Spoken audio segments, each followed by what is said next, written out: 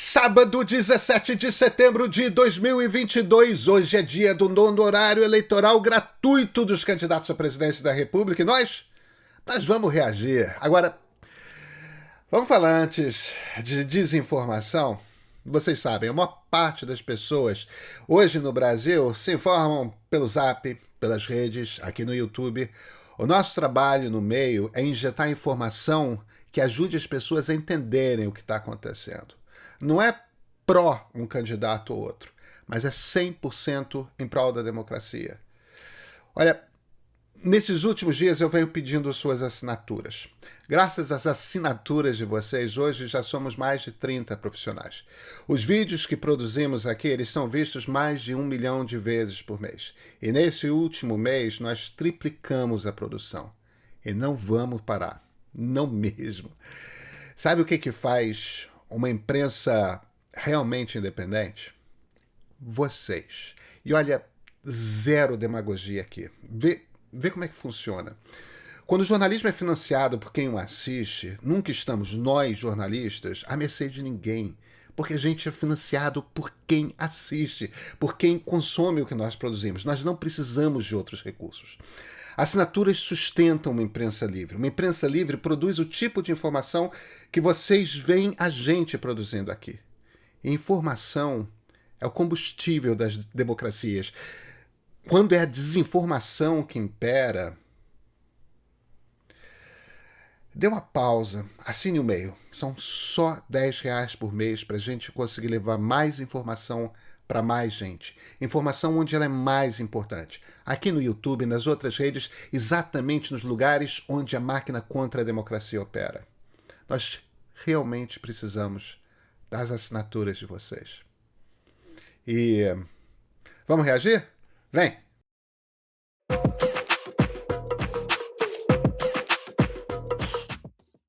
Este espaço é para divulgar propostas, ideias e o que acreditamos ser o melhor para o Brasil. Mas hoje eu quero pedir licença, porque estão tentando fazer você acreditar numa mentira e nós não podemos permitir. Não vamos fazer julgamento, apenas dizer a verdade. Vamos lá. O Bolsonaro... Tá claríssimo agora, o Bolsonaro vai repetir aquele programa que ele apresentou na última quinta-feira. Turma, esse programa distorce absolutamente tudo. Eu fiz o lance final, o link vai estar aqui. O lance final do último Reage explica exatamente onde estão todas as distorções que vão aparecer nesse programa aqui. Agora, ao fim dele, eu tenho alguns outros comentários a fazer. E vamos lá, né? Nunca antes no país, um ocupante da presidência tinha sido condenado por crime comum. Existem provas de que Lula cometeu os crimes de corrupção passiva e lavagem de dinheiro. A condenação de Lula, no caso do Triplex, está confirmada por 3 instâncias da Justiça. Lula é o primeiro ex-presidente da República preso. Foram mais de 60 delações no processo. O doutor Emílio Odebrecht fez uma espécie de pacto de sangue com o presidente Lula. Ele levou um pacote de propinas para o presidente Lula, 300 milhões de reais. Eu acabei disponibilizando para ele ao redor de 300 milhões de reais. Eu fui julgado, fui considerado inocente. Não foi. A pior e maior mentira dessa eleição é dizer que Lula foi inocentado. É falsa a ideia de que Lula se tornou um político inocente. Não foi inocentado. O processo vai ser recomeçado numa outra jurisdição. Isso não quer dizer também que o ex-presidente Lula foi inocentado. O Supremo não inocentou. O Supremo assentou a nulidade dos processos crime, o que implica o retorno à fase anterior, à fase inicial. A maior mentira das eleições é que o Lula é inocente. Foi preso, ficou quase 2 anos. É uma pessoa que rouba, que deixa a nação do jeito que deixou. O povo precisa saber da verdade. E é vergonhoso para o país ter um cara como ele disputando uma presidência. Se Lula foi condenado, por que ele está solto? Eu vou explicar. Imagina um bandido assaltando uma mulher. Um policial age, prende o bandido e, junto com as testemunhas, vão todos para a delegacia federal. São ouvidos e o bandido é preso. Aí chega o advogado e diz que o crime não é federal e, portanto, o ladrão deveria estar em outra delegacia. Aí o bandido é solto, ou seja, o roubo existiu. Só que o ladrão será julgado em outro lugar. Foi isso que aconteceu com Lula. O processo mudou de lugar, mas a verdade, essa não muda. Democracia é isso. Você pode votar em quem você quiser. Mas como você viu, Lula está mentindo. Ele não foi inocentado. Vamos lá. A informação básica aqui é o seguinte. Lula não deve rigorosamente nada à justiça. Não há processo correndo contra ele. Lula é tão inocente quanto eu, quanto você. Não...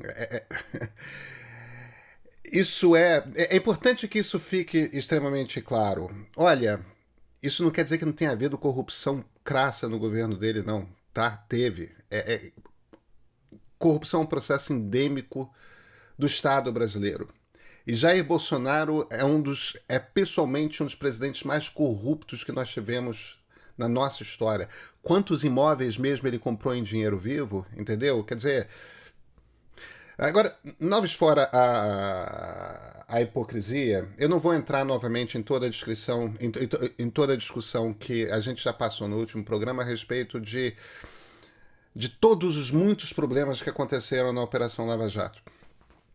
Mas vamos chamar a atenção de alguns pontos que eu acho que vale. Esse é o terceiro programa eleitoral gratuito do Bolsonaro seguido, em que Jair Bolsonaro não abre a boca.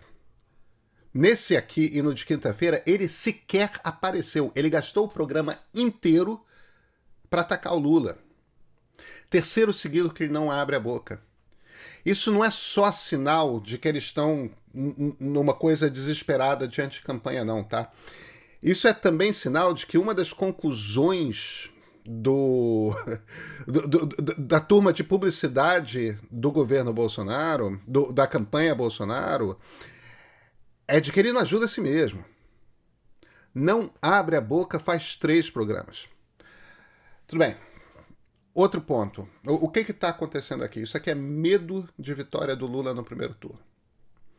Então, o que o Bolsonaro está se dedicando a fazer é atacar, bater. Para quê? Para ver se ele consegue aumentar a taxa de rejeição do Lula. Por quê? Porque ele não está conseguindo subir a própria taxa de votos dele, Jair Bolsonaro. Ele não está conseguindo. Então, gente, absolutamente parte do jogo, tá?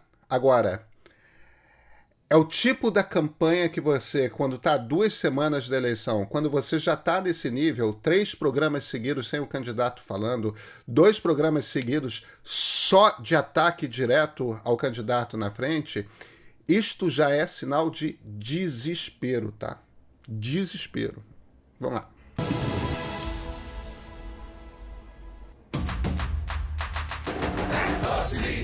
Quanto você acha que é a mensalidade dessa escola? 3 mil, 2 mil, 1.000? Nenhuma das anteriores. Ela é uma escola pública do Ceará que tem 79 escolas do ensino fundamental entre as 100 melhores do Brasil.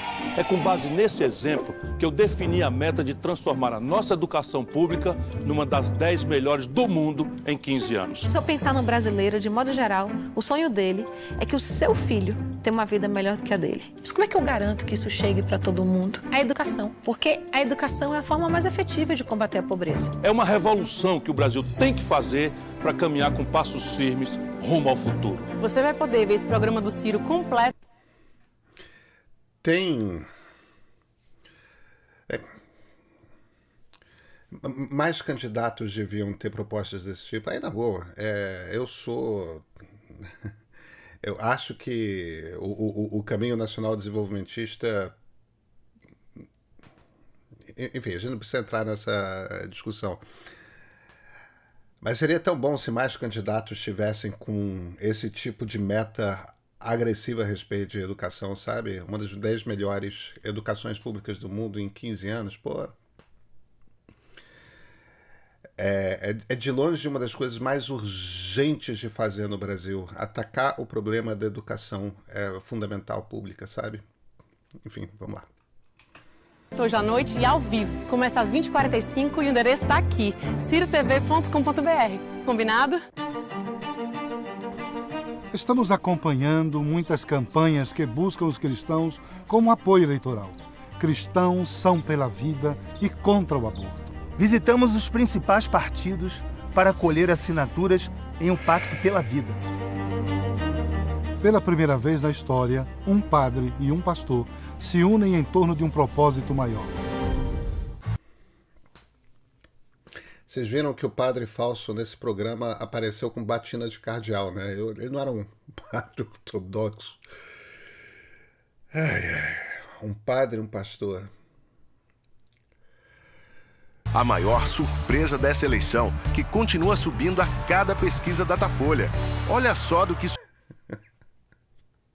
É verdade, no último Datafolha ela subiu de 1 para 2. Continua subindo a cada Datafolha. Soraya é capaz para defender o que é certo. Quando homens são tchutchuca como outros homens, mas vêm para cima da gente sendo tigrão, eu fico extremamente incomodada. Aí eu fico brava assim. E digo mais para você.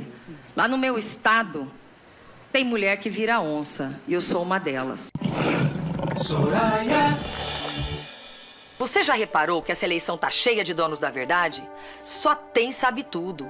E eles dizem ainda que tem as melhores propostas. Só que mais importante do que propostas é quem tem seriedade para fazer. Lula e Bolsonaro sujaram as mãos em escândalos de corrupção. Se você quer votar em quem, além de proposta, tem as mãos limpas e coragem para fazer o que é certo, agora você tem opção. 44. A Soraya é corajosa, né? Eu acho que ela fala aquilo que a gente gostaria de falar. Tudo que ela falou é verdade, né? Tem que ser correr pelo certo, né? Eu achei ela uma mulher muito firme naquilo que ela fala. Uma candidata forte, corajosa. Realmente ela vai virar uma onça e vai pra cima e vai decidir alguma coisa pra nós, né? Que precisa. 44. Em todos os lugares por onde eu passo, as pessoas dizem. Quer dizer, o mote da campanha da Soraya é Juma para presidente, né? Dizem, Soraya, eu não te conhecia. Eu tô vendo que você é corajosa, que você tem garra e faz o certo. Mas como é que você vai comandar o Brasil? Nós temos uma proposta revolucionária que foi elaborada por grandes especialistas, ex-ministros, além do meu vice, o super professor Marcos Sintra. Acesse o site sorayapresidente.com.br e saiba como a ideia de um imposto só pode transformar o Brasil, cortar 11 impostos federais e trocar por um, muito menor. Quem movimenta mais dinheiro, paga mais. Quem movimenta menos, paga menos. Eu ofereço a você o compromisso de fazer o certo, de não ceder a interesses de alguns em detrimento do interesse de todos. Isso é o certo. É o 9º programa. E até agora o que a gente tem da Soraya é: eu viro onça, portanto sou corajosa, eu faço certo ou certo, imposto único. Todos os programas, um após o outro. É só o que ela fala. 44. Soraya. O Brasil vai gastar quase 5 bilhões nessas eleições. Dinheiro que deveria ser investido em serviços públicos de qualidade para você, brasileiro. Nós somos os únicos que não gastamos R$1 do fundão eleitoral. Confere aqui agora quanto do seu dinheiro os outros estão gastando. Agora é 30. Sabe, a ideia de financiamento público de campanhas eleitorais, ela não é uma ideia ruim, não. Se bem executada, no Brasil não é bem executada. Mas se bem executada, você, em essência, evita que candidato à presidência da República tenha que fazer quaisquer compromissos com a iniciativa privada em troca de dinheiro. Na verdade, é uma forma de você combater corrupção, entende? É que no Brasil tem problemas na maneira como a coisa é aplicada. A gente podia rever como isso tudo é aplicado, podia rever valores e tal. Enfim, tem diversas discussões ali. Agora, tem um certo puritanismo por parte do Novo nesse ataque ao financiamento público de eleição que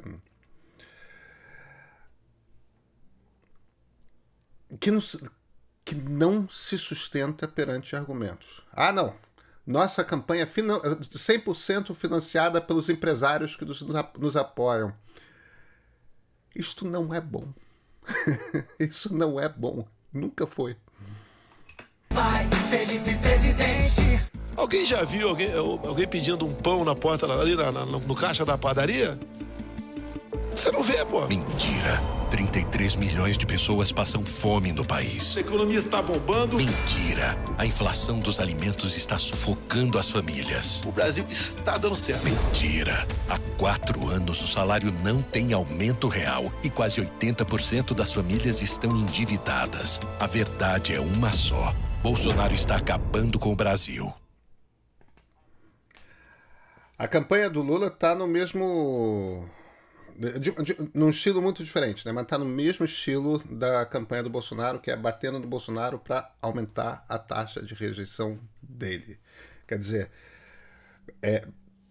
essa coisa da taxa de rejeição, ela é importante porque, no fim das contas, é o que impõe o teto, é o que impede votos de migrarem para outro candidato, é o que até tira alguns votos. Então o Lula está atacando o Bolsonaro só está atacando o Lula. E isso é o sinal de uma eleição que polarizou, que já sentiu o que é o destino dela, e isso é tudo briga do Lula para tentar ganhar no primeiro turno, do Bolsonaro para tentar levar para o segundo turno essa campanha. Agora é povo, agora é Lula. Eu peguei o Brasil em 2003, quase igual ele está agora. A inflação de 12%, o desemprego de 12%, dívida externa muito cara para a gente pagar. Pera, o Lula está distorcendo a história aqui. Tá? A inflação brasileira em 2000 e 2001 foi por volta de 6%. Ela deu um salto em 2002, sim. Ela dobrou em 2002. Por que ela dobrou em 2002? Porque teve uma revoada de dólar para fora. Investidores internacionais começaram a tirar dólar desesperadamente do Brasil. Por que começaram a fazer isso? Porque tinham medo de uma vitória do Lula naquele momento, naquele ano. Aí o que aconteceu? Aconteceram duas coisas simultaneamente. Primeiro, houve um trabalho dentro do PT e foi publicada a Carta aos Brasileiros, que foi o compromisso pelo Lula de seguir com o tipo de política econômica que vinha sendo trazida pelo governo Fernando Henrique. E houve um trabalho concentrado do governo Fernando Henrique e do Itamaraty do Fernando Henrique de trabalhar no exterior a ideia de que, olha, o Lula vai ser um presidente responsável, tudo mais. Quer dizer, o jogo foi de uma lealdade, entendeu? E olha, todo mundo atuou de maneira responsável naquele ano. Agora, dizer esse papo que no fim das contas cai naquela coisa de herança maldita, gente, pelo amor de Deus, Pércio Arida e André Lara Rezende, eles resolveram o problema da inflação brasileira. A gente devia ter estátua para esses dois economistas, sabe? Esses caras fizeram um trabalho. Eles criaram o espaço em cima do qual foi possível construir uma boa nova república, que inclui os dois governos Lula. Então, sugerir que eu peguei o Brasil agora, em 2002 igual eu peguei agora, isso não é verdade. Isso não é verdade. E tem mais. Tinha uma outra condição absolutamente distinta ali, que era a China estava começando a crescer, mas crescer numa velocidade gigantesca que impulsionou imensamente o mercado internacional de commodities e comprou-se do Brasil nos anos seguintes soja, petróleo e minério de ferro numa quantidade como nunca havia sido comprado na história. Entrou dinheiro internacional dentro do Brasil por conta do crescimento chinês durante os anos Lula, como nunca entrou tanto dinheiro dentro do Brasil quanto... E olha, Lula fez coisas com esse dinheiro, tá? Tirou uma quantidade imensa de brasileiros da pobreza. Este cenário não está dado para o ano que vem. A China não está crescendo nem perto daquilo. A gente está numa circunstância muito distinta. A gente está com a economia bagunçada de uma forma imensa. A gente está com a economia bagunçada de um jeito que a gente não via desde antes do Plano Real. Então é profundamente injusta a maneira como o Lula está descrevendo o Brasil que ele pegou em 2002 e o Brasil que ele vai pegar agora em 2022, sabe? A história não foi assim. O Brasil não tinha dinheiro para comprar, sabe, para pagar suas importações. E o que é que nós fizemos? Nós recuperamos o Brasil, geramos 22 milhões de empregos, fizemos uma reserva em dólar de 370 bilhões, que é o que não permite que o Brasil quebre até hoje, e nós conseguimos aumentar o salário mínimo. No tempo do Lula, as pessoas tinham poder de compra. A gente não tem mais isso. A gente vai no mercado, a gente compra o básico. Com uma inflação horrorosa dessa que todo dia você vai no mercado, você tem que ficar andando de mercado em mercado para achar um alimento mais barato. No tempo do Lula, o salário mínimo sempre foi acima da inflação. E hoje está bem abaixo.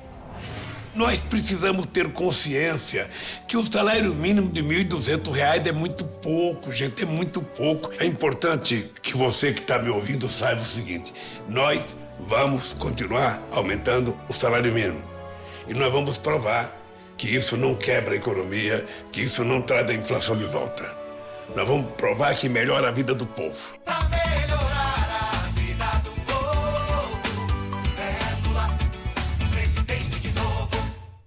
Com o Bolsonaro, quase 80% das famílias estão endividadas. Com o Lula, vai dar para renegociar dívidas com juros baixos e limpar o nome.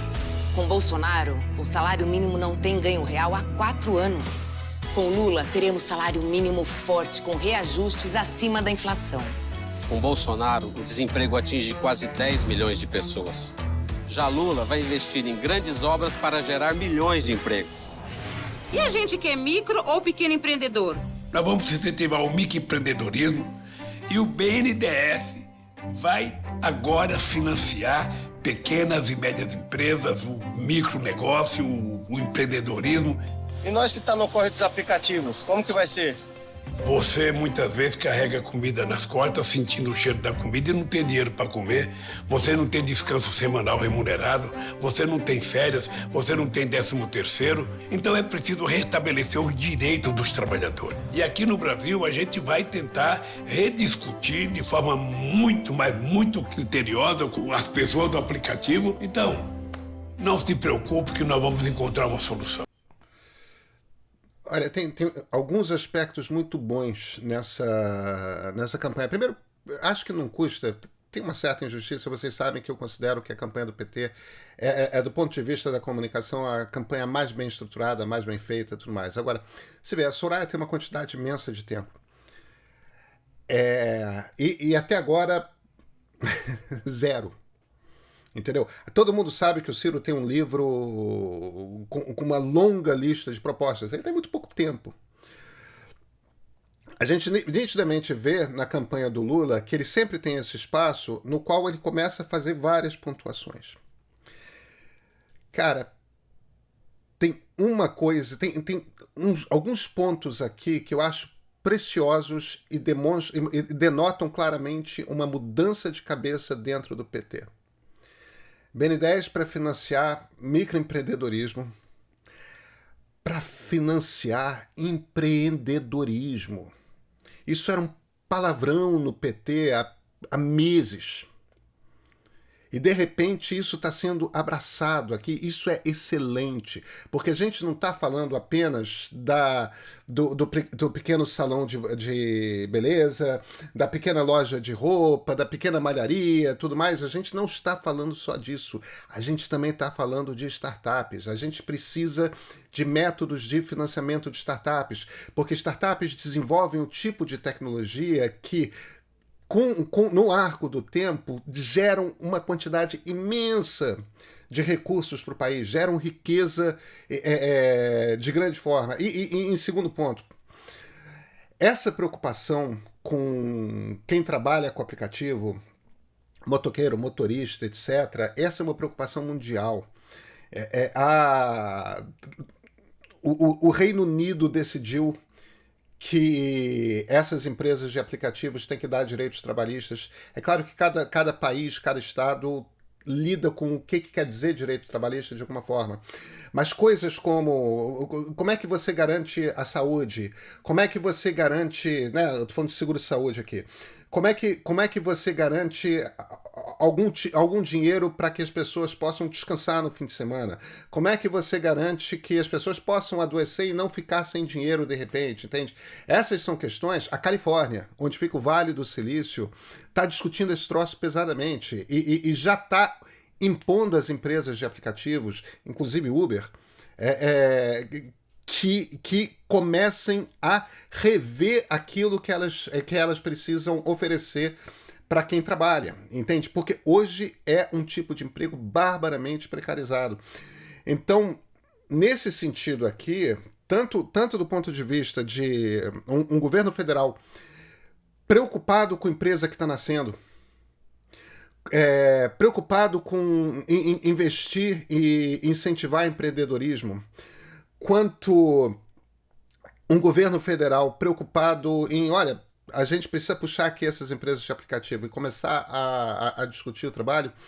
Todos esses são aspectos absolutamente século XXI, absolutamente modernos, contemporâneos. É muito bom ver esse tipo de coisa sendo discutida no horário eleitoral gratuito, entende? Porque às vezes a gente tem uma impressão de que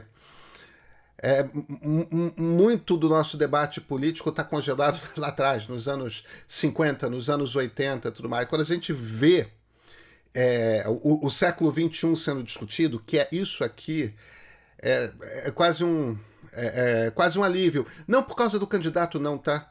Mas porque é trazer para o debate público essas discussões. Você, quando começa a ver candidato falando, aí as pessoas começam a discutir, mas essa é a melhor maneira de resolver? Ou será essa? Como é que a gente faz tal? Enfim, é bom. Você vê a serenidade com que ele resolve os problemas, isso é muito importante para nós. Nós estamos precisando de pessoas assim, igual o Lula. Eu tenho orgulho de dizer, nunca esse país teve um presidente com tanto respeito e com tanta responsabilidade em tratar a economia como o nosso governo. O dia em que a gente vai voltar a sorrir está próximo. E eu sei que é você que será o responsável por isso.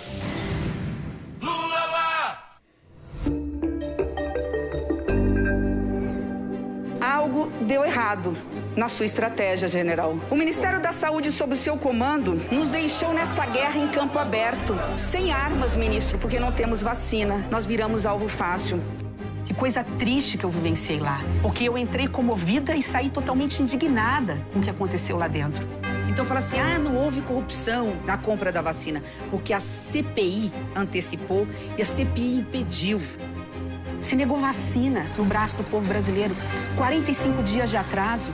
Quantas pessoas morreram neste período? Essa é uma informação tão chave, sabia? Que o Bolsonaro fez com a resposta, não, mas eu trouxe a vacina. 45 dias de atraso. 45 dias de atraso. Poderia ter começado 45 dias antes. Não esqueçam nunca disso. Essa informação é fundamental para compreender tudo o que aconteceu no Brasil nos últimos 4 anos. No momento que o Brasil mais precisava de um líder, de alguém que acolhesse, que abraçasse, que se importasse com as pessoas, o Brasil estava diante de um presidente negacionista, que não mostrou um mínimo de empatia, de solidariedade. E eu não vi o presidente da República pegar a moto dele e entrar num hospital para dar um abraço a uma mãe que perdeu um filho. Nós não podemos negar a ciência. A ciência salvou vidas. Nós somos uma geração de vacinados e por isso estamos vivos.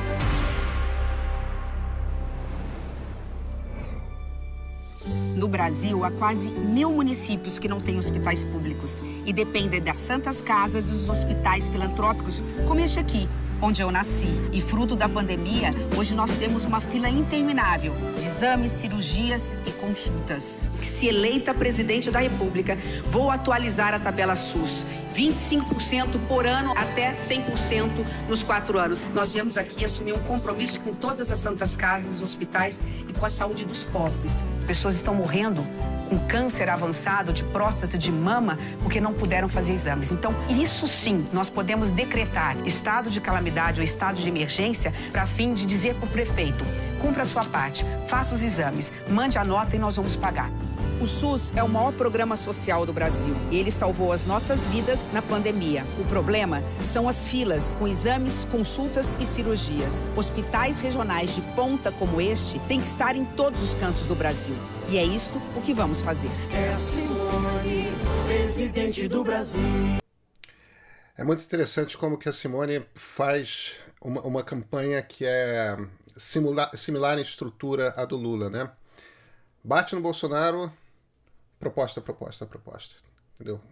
Aqui a gente está falando de saúde pública e tudo mais. Até porque a imagem dela ficou muito ligada a imagem dela ficou muito ligada, né, à CPI da Covid. E observem,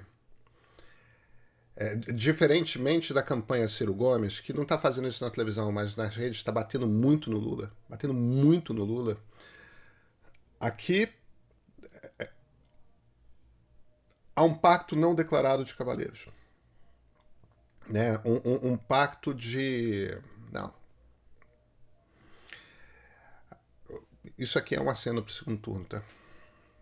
Eles não gostam de dizer isso e tá tudo bem, não tem que dizer mesmo e tal, mas é um aceno para o segundo turno. E isso posto... Terça-feira tem mais, né? Até.